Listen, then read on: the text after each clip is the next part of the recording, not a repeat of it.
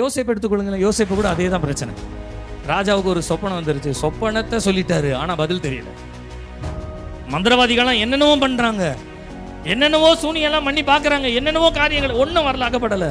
அந்த யோசேப்பு ராஜாவின் இடத்துல வந்து நிற்கும் பொழுது ராஜா சொல்ற, நான் ஒரு சொப்பனத்தை கண்டேன், அதனுடைய அர்த்தம் என்னதென்று எனக்கு தெரியவில்லை அப்படின்னு சொன்ன ஸ்பாட்லயே யோசேப்பு என்ன தெரியுங்களா சொன்னாரு?